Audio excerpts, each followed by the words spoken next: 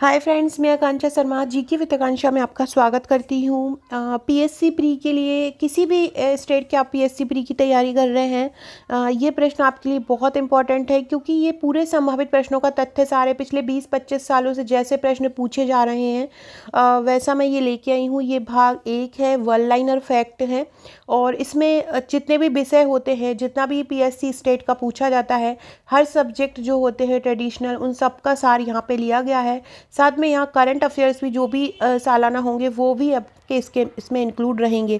अगर आपको ये अच्छा लगता है तो प्लीज़ चैनल को सब्सक्राइब कीजिएगा, कमेंट कीजिएगा, लाइक कीजिएगा और शेयर कीजिएगा। पहला क्वेश्चन है, अकबर महान जो थे उनकी मृत्यु कब हुई थी?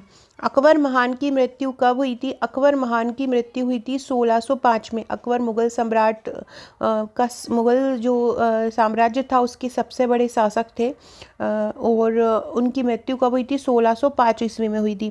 सम्राट होने से पूर्व शाहजहाँ का नाम था। जब शाहजहाँ सम्राट नहीं बने थे उससे पहले उनका नाम क्या था, मतलब उनका निकनेम क्या था जो उनको बुलाया जाता था? तो उनको शाहजहाँ को खुर्रम कह के बुलाते थे और जब वो सम्राट बन गए थे तो उनको शाहजहाँ कहने लगे थे। इससे पहले उनको क्या बोला जाता था? इससे पहले उनको खुर्रम बोला जाता था। तो सम्राट होने से पूर्व शाहजहाँ का क्या नाम था? तो सम्राट होने से पूर्व शाहजहाँ का नाम था खुर्रम। अशोक के शिलालेख को एड्रिक्ट्स क्यों कहा जाता है? अशोक के शिलालेखों को एड्रिक्ट्स क्यों कहा जाता है? क्योंकि वह राजाज्ञा अथवा राजा की इच्छा होते थे। मतलब अशोक के शिलालेख को एड्रिक्ट इसलिए कहा जाता था क्योंकि वो शिलालेख राजा की आज्ञा से बनाए जाते थे, इसलिए उनको एड्रिक्ट्स बोला जाता था। तो अशोक के शिलालेखों को एड्रिक्ट्स क्यों कहा जाता था? क्योंकि वह राजाज्ञा अथवा राजा की इच्छा से होते थे। अगला क्वेश्चन है, हिंदुओं के किन ग्रंथों को अपौरुषेय तथा नित्य कहते हैं?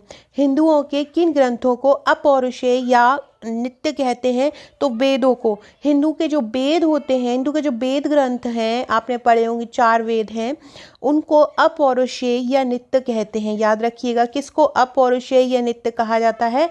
वेदों को कहा जाता है। रावी के तट पर 10 राजाओं के युद्ध का वर्णन किस वेद में मिलता है? तो रावी के तट पे 10 राजाओं का युद्ध हुआ था, उसका वर्णन किस वेद में मिलता है? उसका वर्णन ऋग्वेद में मिलता है। आपको ये भी याद रखना है कि 10 राजाओं का जो युद्ध हुआ था वो किस नदी के तट पर हुआ था? तो वो रावी नदी पर हुआ था, रावी नदी के तट पर हुआ था। और इसका वर्णन किस वेद में मिलता है? इसका वर्णन ऋग्वेद में मिलता है। बहुविवाह नामक पुस्तक किसने लिखी थी? तो बहुविवाह नामक पुस्तक लिखी थी ईश्वर चंद्र विद्यासागर ने। याद रखिएगा, बहुविवाह नामक पुस्तक किसने लिखी थी? ईश्वर चंद्र विद्यासागर ने बहुविवाह नामक पुस्तक लिखी थी। इन्होंने 1856 में एक पुनर्विवाह के लिए एक कानून भी बनाया था और उन्होंने स्त्री शिक्षा के लिए, स्त्री पुनर्विवाह के लिए बहुत सारे काम भी किए थे। विधवा पुनर्विवाह के लिए भी इन्होंने बहुत सारे कार्य किए थे, उनमें सुधार लाने के लिए। तो इनका जो समाज सुधारक का नाम स्त्रियों को आगे बढ़ाने के लिए ही दिया जाता है। इसी के चलते उन्होंने बहुविवाह नामक पुस्तक लिखी थी। अगला क्वेश्चन है कि इलाहाबाद स्तंभ जो लेख है उसका संबंध किससे है? तो इलाहाबाद में जो प्रयाग स्तंभ है, वो इलाहाबाद का नाम ही अब प्रयागराज हो गया है। तो इलाहाबाद स्तंभ लेख का संबंध किससे है? समुद्रगुप्त से है। इलाहाबाद स्तंभ लेख का संबंध किससे है? इलाहाबाद स्तंभ लेख का संबंध है समुद्रगुप्त से। किससे है? समुद्रगुप्त। और समुद्रगुप्त को भारत का नेपोलियन कहा जाता है क्योंकि उसमें नेपोलियन जैसे बहुत सारे गुण मौजूद थे। धर्मत की लड़ाई किन किन के बीच लड़ी गई थी? तो धर्मत की लड़ाई लड़ी गई थी औरंगजेब और दारा सिकोह के बीच। ये दोनों ही शाहजहाँ के पुत्र थे और इन लोगों में शासन की सत्ता के पाने के लिए आपस में लड़ाई हुई। औरंगजेब छोटे थे और दारा सिकोह बड़े थे। दारा सिकोह को बहुत सारे ग्रंथों का भी ज्ञान प्राप्त था। और धर्मत की लड़ाई किन के बीच हुई है? औरंगजेब और दारा सिकोह के बीच हुई थी। अगला क्वेश्चन है, मुगल बादशाह जहांदर शाह के शासन का अंत कैसे हुआ? तो मुगल बादशाह जहांदर शाह के शासन का अंत कैसे हुआ?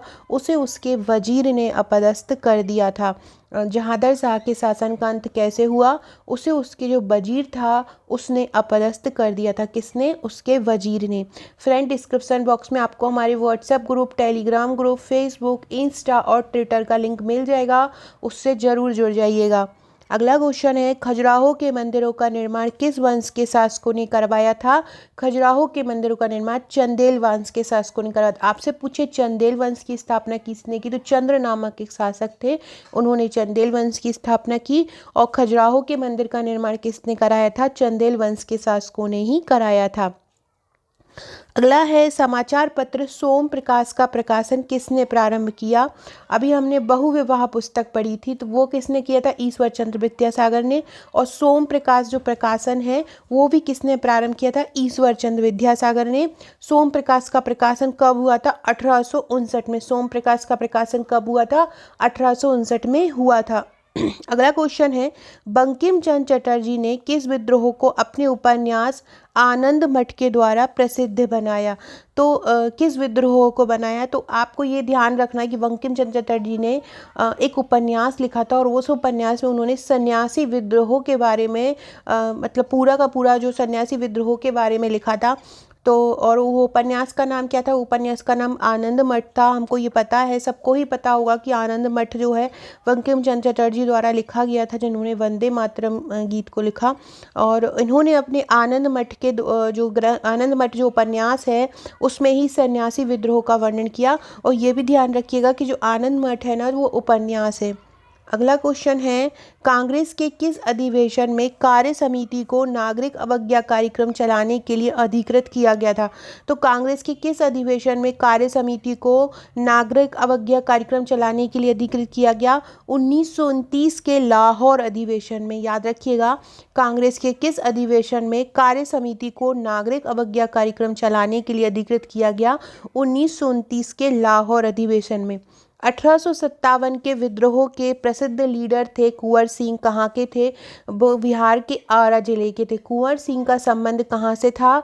जिन्होंने 1857 का विद्रोह में भाग लिया, बिहार के आरा जिले। फ्रेंड्स, मैंने एक लास्ट ईयर एक वीडियो बनाया था, उसमें मैंने 1857 की क्रांति में जो भारत के हर क्षेत्र से भाग लिया था, कि जैसे कि कानपुर से किसने लिया, और बिहार से किसने लिया, हमारे मध्य प्रदेश की अलग अलग जगह से किसने लिया।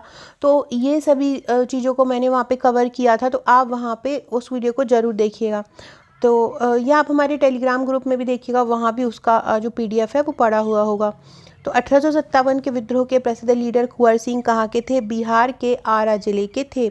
अगला क्वेश्चन है, जलियांवाला बाग हत्याकांड के विरोध में किस भारतीय ने अपनी नाइटहुड की पदवी अंग्रेज सरकार को लौटा दी थी? रविंद्रनाथ टैगोर ने। किसने लौटाई थी नाइटहुड की जो पदवी थी, किसने लौटाई थी अंग्रेज सरकार को? रविंद्रनाथ टैगोर ने लौटाई थी। और जो रविंद्रनाथ टैगोर हैं, आपको मुझे कमेंट बॉक्स में बताना है कि रविंद्रनाथ टैगोर को भारत रत्न कब मिला था। कमेंट में ज़रूर बताइएगा कि रविंद्रनाथ टैगोर को भारत रत्न कब मिला था। अगला क्वेश्चन है, मॉन्टेग्यू चेम्सफोर्ड सुधार किसके आधार पर बने? मॉन्टेग्यू चेम्सफोर्ड सुधार बने थे भारत सरकार अधिनियम 1919 के। ये PSC MPPSC के जो यूनिट 5 है उससे संबंधित है। मॉन्टेग्यू चेम्सफोर्ड सुधार किसके आधार पर बने हैं? तो मॉन्टेग्यू चेम्सफोर्ड सुधार बने हैं भारत सरकार अधिनियम 1919 के। मॉन्टेग्यू चेम्सफोर्ड सुधार किसके आधार पर बने हैं? भारत सरकार अधिनियम 1919 के। अगला क्वेश्चन है, जलियांवाला बाग हत्याकांड की जांच के लिए अंग्रेज सरकार ने कौन सा आयोग को गठित किया? तो जलियांवाला बाग हत्याकांड की जांच के लिए अंग्रेज सरकार ने कौन सा आयोग गठित किया है? तो वो किया है हंटर आयोग। कौन सा आयोग गठित किया है? हंटर आयोग गठित किया है। अगला क्वेश्चन है, 1940 में बनी अंतरिम सरकार में डॉक्टर राजेंद्र प्रसाद किस विभाग के मंत्री बने थे? अंतरिम का मतलब होता है कि अस्थाई, मतलब जो अंतिम सरकार बनती है उससे पहले का जो एक अस्थाई तरीके से बना दिया जाता है उसको अंतरिम बोलते हैं। तो 1940 में अंतरिम सरकार जब बनी थी तो डॉक्टर राजेंद्र प्रसाद, जो कि हमारे भारत के प्रथम राष्ट्रपति थे, उनको किस विभाग को सौंपा गया? वो किस विभाग के मंत्री बने थे? तो वो बने थे खाद्य और कृषि मंत्री। कौन से भारतीय नेता कैबिनेट मिशन प्लान के पूर्ण रूप से पक्ष में थे? कौन सा ऐसा भारतीय नेता था जो कैबिनेट मिशन प्लान के पूर्ण रूप से पक्ष में था? तो वो था सरदार वल्लभ भाई पटेल। कौन थे? सरदार वल्लभ भाई पटेल थे कैबिनेट मिशन प्लान के पूर्ण रूप से ये पक्ष में थे। अगला क्वेश्चन है, किस वर्ष लॉर्ड डलहौजी ने डॉक्ट्रिन ऑफ लैप्स के अंतर्गत झांसी को ब्रिटिश साम्राज्य में मिला लिया था? डॉक्ट्रिन ऑफ लैप्स का मतलब होता है हड़प की नीति। किसी शासक का कोई पुत्र ना हो और उसकी केवल पत्नी हो, तो अंग्रेज़ों ने ये रूल बना दिया था कि उसका जो साम्राज्य है वो अपने राज्य में हथिया लेगा, और जिसके तहत झांसी को भी ब्रिटिश साम्राज्य में मिला लिया गया था। कब मिलाया गया था? 1853 में। और ये किसके समय हुआ था? ये लॉर्ड डलहौजी के समय हुआ था। अगला क्वेश्चन है, संविधान सभा का गठन किसकी संस्तुति पर किया गया था? संविधान सभा का गठन किसकी संस्तुति पर किया गया था? कैबिनेट मिशन योजना की संस्तुति पर। संविधान सभा का गठन किसकी संस्तुति मतलब किसकी आज्ञा पे किया गया था? किसने प्रस्ताव दिया था? तो किसने दिया था? ये कैबिनेट मिशन योजना ने। संविधान का 52वां संशोधन किससे संबंधित है? संविधान का जो 52वां संविधान संशोधन है वो दल बदल की नीति से संबंधित है। दल बदल को संविधान की जो अनुसूची है 10वीं अनुसूची में भी कवर किया गया है, और ये इसलिए बनाया गया था क्योंकि जो नेता लोग रहते थे वो चुने जाने के बाद एक पार्टी से दूसरी पार्टी में चले जाते थे बिना किसी नियम के और बिना कुछ कहे। तो इसी के मद्देनज़र इसमें ये 52वां संशोधन बनाया गया था, दल बदल कानून जिसको बोला जाता है। और इसके लिए संविधान में एक 10वीं अनुसूची भी बनाई गई थी। 1985 में ये संशोधन आया था। अगला क्वेश्चन है, भारतीय संविधान में सन्निहित मूल अधिकारों की अवधारणा किस देश के संविधान से ली गई है? तो जो मूल अधिकार हैं हमारे संविधान में, भाग 3 में मूल अधिकार का वर्णन है, उनको कहाँ से लिया गया है, किस देश से लिया है? क्योंकि हमारा जो संविधान है भारत का वो एक उधार का थैला है। अलग अलग देशों से संविधान की अलग अलग बातें ली गई हैं। उनमें से मूल अधिकार को कहाँ से लिया गया है? मूल अधिकार को संयुक्त राज्य अमेरिका USA से लिया गया है। अगला क्वेश्चन है, राज्यसभा के चुनाव के लिए उम्मीदवार की अपेक्षित न्यूनतम आयु कितनी होनी चाहिए? तो राज्यसभा के चुनाव के लिए होनी चाहिए 30 वर्ष, और आपसे पूछे लोकसभा के चुनाव के लिए कितनी होनी चाहिए तो उसकी होगी 25 वर्ष। ये दोनों ही याद रखिएगा। अगला क्वेश्चन है, किस संविधान संशोधन अधिनियम द्वारा संपत्ति के अधिकार को मूलभूत अधिकारों की सूची से हटा दिया गया? मूलभूत अधिकार मतलब मौलिक अधिकार, जो भाग 3 में है। तो पहले क्या होता था ना, संपत्ति का जो अधिकार था वो मौलिक अधिकार में शामिल था, लेकिन बाद में उसमें क्या किया गया, उसको मौलिक अधिकारों से हटा दिया गया और उसको एक अलग डाल दिया गया। तो वो हटाया गया 44वें संविधान संशोधन अधिनियम द्वारा। ये एक विधिक अधिकार हो गया। किस संविधान संशोधन द्वारा हटाया गया इसको? 44वें संविधान संशोधन द्वारा इसको हटाया गया। 1978 में ये संशोधन हुआ था, 44वां संविधान संशोधन। अगला क्वेश्चन है, प्रथम वित्त आयोग 1951 में किसकी अध्यक्षता में बनाया गया? प्रथम वित्त आयोग बनाया गया 1951 में। सबसे पहले ये भी ध्यान रखना है, 1950 में हमारे देश का संविधान लागू हुआ, लगभग 1 साल बाद मोस्टली देश के सभी आयोग जो है बन गए थे। 1951 में वित्त आयोग बना, और इसकी अध्यक्षता किसने की, किसकी अध्यक्षता में बनाया गया? तो KC नियोगी की अध्यक्षता में बनाया गया। आपको याद भी रखना है कि वित्त आयोग के प्रथम अध्यक्ष कौन थे? KC नियोगी थे। सो फ्रेंड्स, ये थे हमारे आज के प्रश्न। अगर आपको पसंद आएंगे, अगर इस कोर्स पर रिस्पांस अच्छा आता है तो मैं इस कोर्स को बढ़ाऊंगी। ये बहुत इंपॉर्टेंट क्वेश्चन है, लगभग आपके 50 से 60 हज़ार ये प्रश्न हो जाएंगे। इसमें सभी सब्जेक्ट आपके कवर होंगे, और ये ऐसे प्रश्न हैं जो हर एग्ज़ाम में पूछे जाते हैं। इसके अलावा आप MPPSC प्रीलिम्स की तैयारी कर रहे हैं तो आप हमारे नोट्स ले सकते हैं। 12 बुकलेट आपको हमारे नोट्स की आएंगी, यूनिट वाइज ये बुकलेट रहती हैं। इसमें करंट अफेयर्स भी शामिल होता है, और साथ में आपको टेस्ट सीरीज़ भी अगर आप लेना चाहते हैं, हमारी MPPSC प्री की टेस्ट सीरीज़ भी लॉन्च हो चुकी है।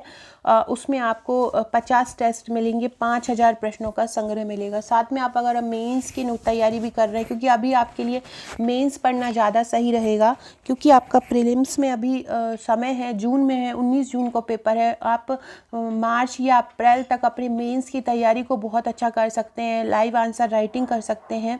तो आप हमारे हैंड रिटन नोट्स ले सकते हैं और उनसे अपनी पढ़ाई कर सकते हैं। सो फ्रेंड्स, वीडियो अच्छा लगा हो तो लाइक शेयर सब्सक्राइब जरूर कीजिएगा। कमेंट में बताइएगा कि आपको प्रश्न कैसे लगे। Okay friends, thank you.